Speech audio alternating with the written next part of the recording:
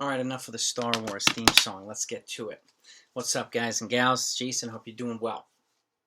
It's here. Tomorrow's opening day. Yankee Stadium, which to my opinion is an opening day of Major League Baseball. Baseball season doesn't start until opening day at Yankee Stadium. And we're here. So let's preview the team now that we know the final roster.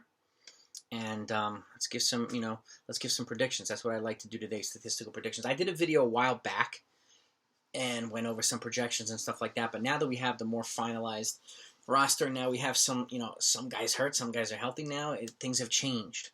So I want to give my updated projections as well for the pitching and the hitting. So let's get to it. And I hope let me know what you think in the comments afterward, whether you agree with this, disagree with that, and but before you go to the comment section, if you haven't subscribed yet, please do so. It's really helpful to the channel's growth, and I really, really appreciate it. I'm trying to get this channel to 2,500 subscribers, by April or May. So it's really, really helpful that you do that. Even if you don't plan on watching all the videos, it's okay. Hitting that subscribe button is really helpful. If you do want to watch all the videos, hit that notification so you're notified anytime I put out a new one. So, and I want to try to get this particular video to maybe 100 or 200 thumbs up or likes. So if you can do that as well, if you enjoy it, please do that. So let's get to it. We're here. Baseball season. Looks like the weather's going to hold up.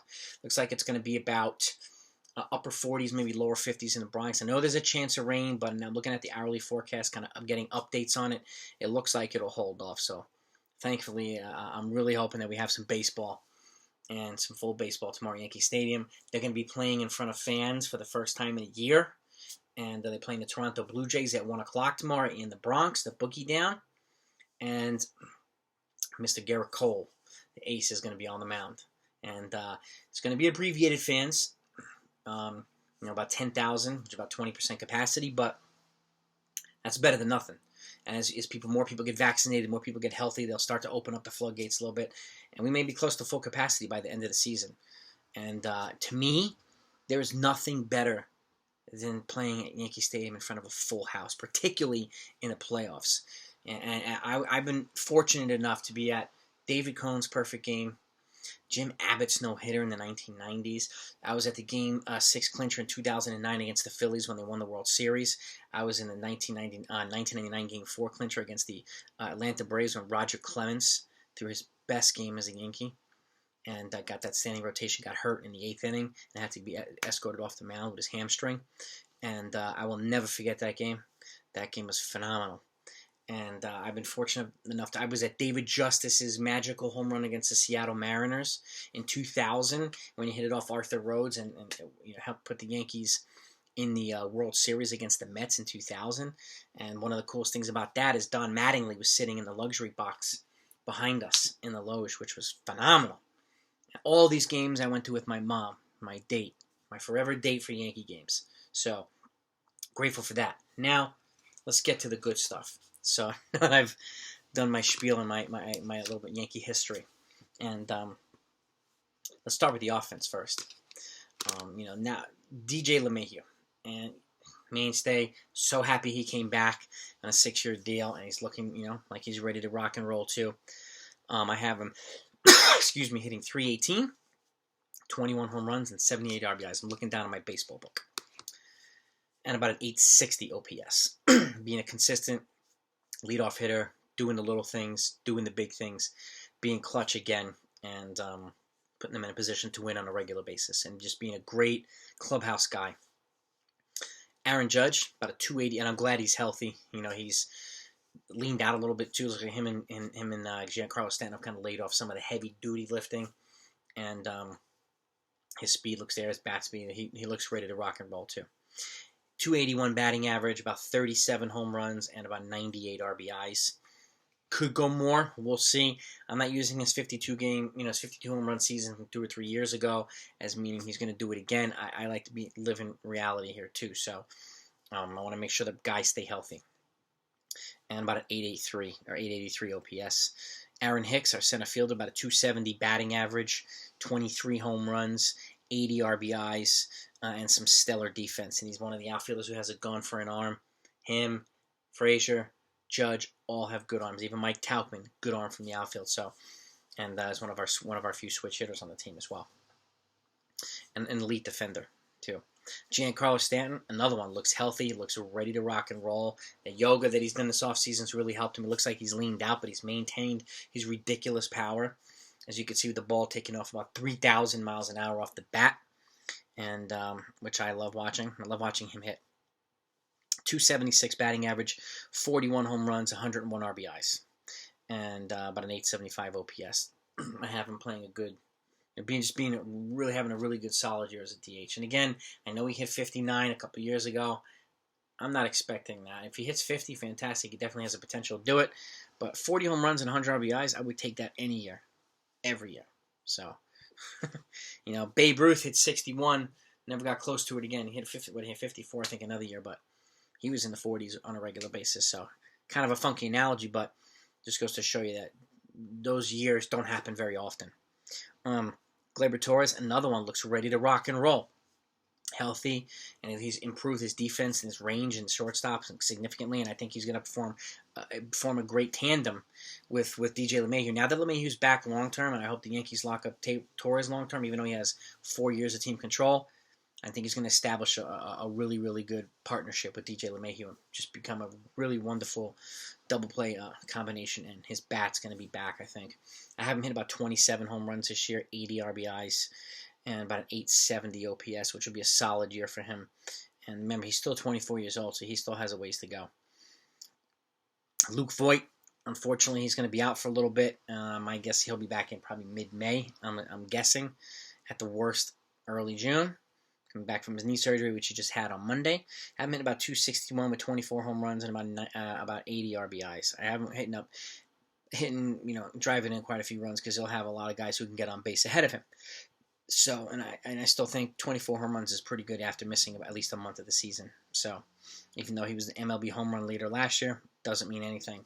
We have to see how well he recovers and comes back. So, but Jay Bruce had the same arthroscopic knee surgery, and he came back in 3 weeks. So, now that's kind of, can't expect Voigt to come back that way.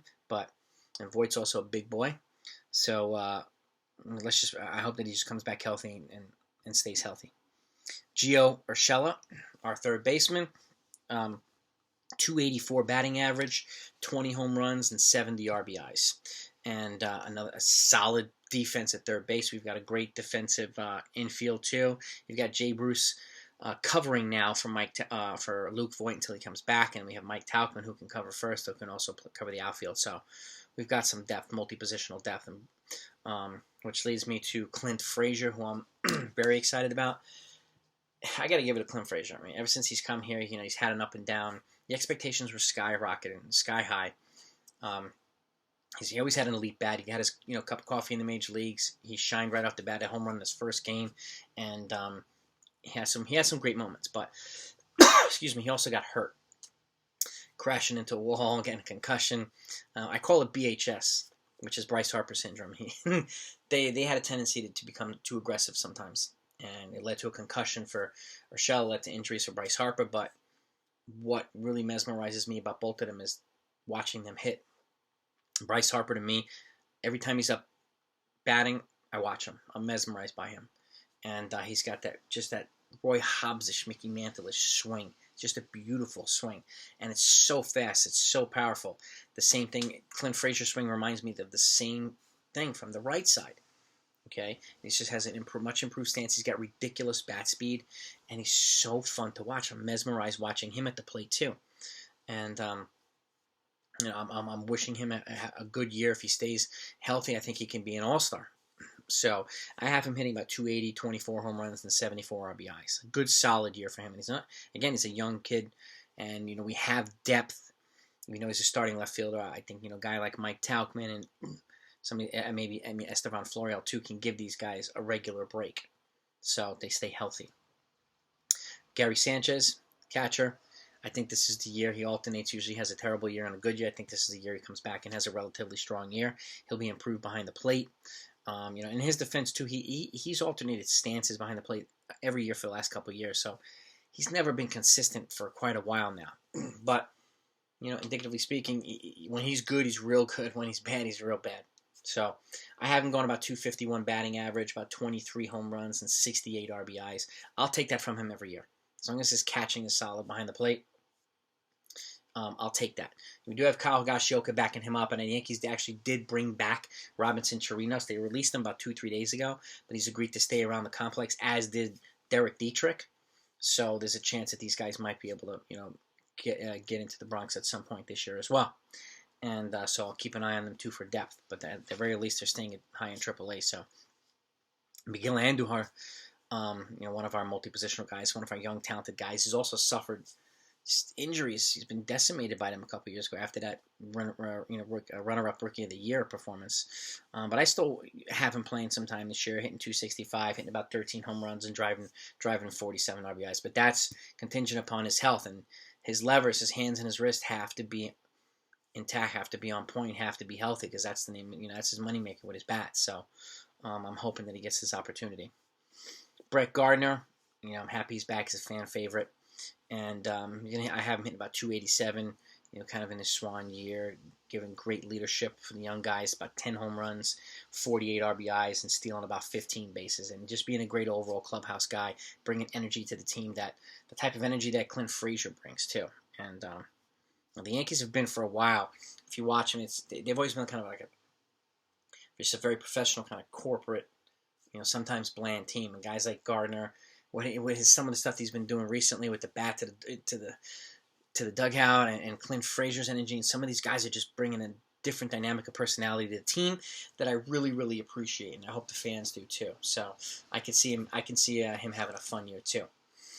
Which takes me to Jay Bruce. He's replacing Luke Voigt right now at first base. Unfortunately, Luke Voigt is hurt, but Bruce has done. He shined. He had a great spring, and he's proved worthy of kind of making the team. Him and Mike Taubm both made the team, and he'll be a nice left-handed bat, playing mostly first base, and he still has pop, and he can still hit for average as well, hit and drive the ball into the gaps and stuff like that. So I think he'll more than capably fill in at first base, and we don't really know what he's going to be, what his status is going to be when Luke Voigt comes back. So I'm kind of giving him abbreviated stats. I have him at 244, 16 home runs, and about 45 RBIs. So it could be more than that, it could be less, but again, we really don't know how long he's going to be here. So it depends on when those other guys come back and it becomes a roster crunch. We'll see if he's performing, then he'll stay around. And Mike Taubm, another one, is a Yankees favorite. Well respected. He's got an elite glove. He's got a great arm too in the outfield, and his bat's kind of coming around slowly too. 259 average, 11 home runs, 34 RBIs, and about a 730 OPS. So solid, fourth or fifth outfielder. And another lefty bat. Derek Dietrich, again, if he makes it, I think he's going to be another one in an abbreviated year. He's got versatility. He plays multiple positions. I can see him hitting about 265. About 7 home runs, 24 RBIs, so somewhere around there, being productive when he's up, that's pretty much where I see him, because I don't see him being around very long, but that could change. Mike Ford, again, he's another guy that the Yankees like. He had an off year last year. Last year was an anomaly anyway. A lot of guys had off years, but he had a good year the year before. He had a clutch bat, and he still has that bat. He still has that power on the left-handed side, so I have him at about 248. Getting enough playing time to hit 7 home runs and 32 RBIs, and play some capable first base, or maybe even DH, giving guys like Stanton a day off, and giving him another lefty bat. And he's actually solid at first base with the glove. Tyler Wade also made the team. They like his versatility, his athleticism too, and his base running acumen. I have him hitting about 276, 4 home runs, 26 RBIs. He hits one out on occasion. But he gets a lot of singles, he gets some doubles, and he's a guy that can easily go from first to third on a hit, second to home, and stuff like that. So he's one of the few guys that's quite strong on the bases. So, and last but not least, Kyle Higashioka, Higgy. He's healthy again. He'll be backing up Gary Sanchez, and again, we'll see what happens with Robinson Chirinos, because he has a lot of experience catching Gerrit Cole, but Higashioka was very good with Cole last year, so he'll probably alternate with Gary Sanchez with a lot of the pitchers. But I have him hitting about 271, 8 home runs, 34 RBIs, and just playing an all-around solid catcher as well. He was a good He had a solid year last year. I got to give it to him. So let's move over to the pitching. Our ace, Gerrit Cole. I cannot wait to see him pitching tomorrow. And there's nothing like, and I said this already, there's nothing like being in a Yankee game when all the energy's there. It's going to be, his adrenaline's going to be high because there's going to be some fans tomorrow. Just imagine when there's 50,000 fans there. And just seeing him, do pitch like an ace and just striking out guys, mowing guys down, dominating. And that crowd's going to go nuts for him. I have my Cole jersey ready to go tomorrow. I'll be wearing it. And I'm really looking forward to watching him pitch. I have him going 17-6 over about probably 170 innings. They may go more. I know he says he wants to go 200, but I'm hoping that they don't, just to preserve his arm. About a 220 strikeouts, about a 2.9 ERA. Corey Kluber, also coming back from a long layoff too, but he's healthy. He looks good. The whole pitching rotation, starting rotation looks healthy. So I'm happy that I have him going 12-7. About 115 innings pitched, 3.45 ERA, and about 105 strikeouts. His movement and his pitches is there, and he's another one that's just poised. He doesn't have to be a power guy. He can just throw and get guys out and put them in position to win games on a regular. Jordan Montgomery, year 3 back from Tommy John. He looks to be a solid contributor this year. I'm really happy to have him. Reminds you, he's got a lot of similarities to Andy Pettitte, and he's our only lefty in the rotation. 11-9, 126 innings pitched, about a 4.02 ERA, and about 98 strikeouts. Jameson Taion, another guy who's come back from hell, like 2 Tommy John surgeries, testicular cancer. This guy's the portrait of just courage and fight and perseverance. I'm so happy that he's healthy. He's made some mechanical adjustments to make his release a lot less strenuous on the elbow, so I'm hoping that it helps him stay healthy. And he's got ace-like potential, so he's also one of Gerrit Cole's best friends. So I'm hoping that he becomes part of this pitching tandem, and Gerrit takes him under his wing, and some of the other veterans take him under his wing, and he has a great year. I have him going 10-9 with 110 innings pitched, about a 4.10 ERA, and about 105 strikeouts. Solid. I don't think him or Kluber should be going 150, 160 innings this year. I just don't. Domingo Hermann, who's made the team as the number 5 starter. He's another one I don't think should go 160 innings. If he went 125, 130, I could see that. I have him going, about 9-5, at about 110 innings pitched, 4.08 ERA, and about 105 strikeouts. So, playing capably as a number 5 starter with Davey Garcia kind of waiting in the wings in the background. He'll get opportunities to come up and play as well. So Clark Schmidt, he's still on the disabled list. He's still he's had a setback with his arm, but when he comes back, I see him being one of the Yankees' long inning guys.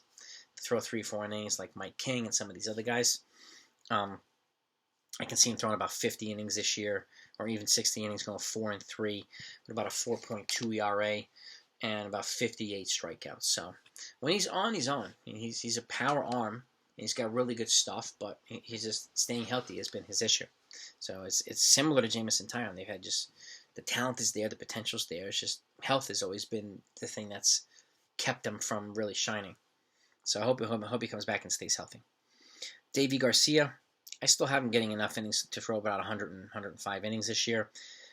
Going about 8-5, 3.92 ERA and about 85 strikeouts. So he'll throw a little bit more in the majors this year than last year, and then I think they'll build him up eventually as well. So he's still raw, he's got some things to go, but he has this remarkable poise and just steely-eyed mentality about him, and it's admirable. And he's a talented kid, so I think he'll be a number 3 or number 4, and I think the Yankees should just build him up and get as many years as possible out of him, productive years. So.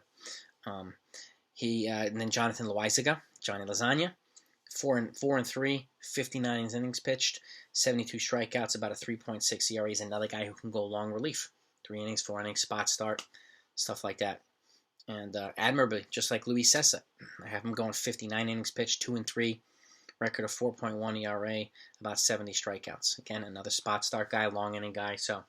And these guys are to me valuable. They have more of them now than they've had in a while. They're a perfect bridge from the starters to the power arms in the bullpen. So I think they should take advantage of them. I hope that they do. Chad Green, he's had a couple hiccups, but he's one of the more dependable, multiple inning power arms as well. And when he's on, he's on. And I have him going 4-2, about 63 innings pitched, 82 strikeouts, and about a 3.08 ERA. He's one of the Yankees that average way more than a strikeout per inning, and does it pretty much every year. Justin Wilson, he's due to be back, and he's on the 10-day DL, so he'll be back. They're hoping to have him back when the Yankees go on the road to play the Tampa Bay Rays. It's only a week away, so 50 innings pitched, a dependable lefty reliever, 1-1, 3.11 ERA, and about 55 strikeouts, and getting guys out in high leverage situations. I think he'll do well when he's here, as well as Zach Britton, who's recovering from elbow surgery. Kind of an abbreviated now. I have him only thrown about 41 innings pitched, going 3-1, about a 3.2 ERA, and about 50 strikeouts. So, and again, getting guys out in high leverage situations. So, and the other guy from the right hand side, Darren O'Day, their new acquisition as well.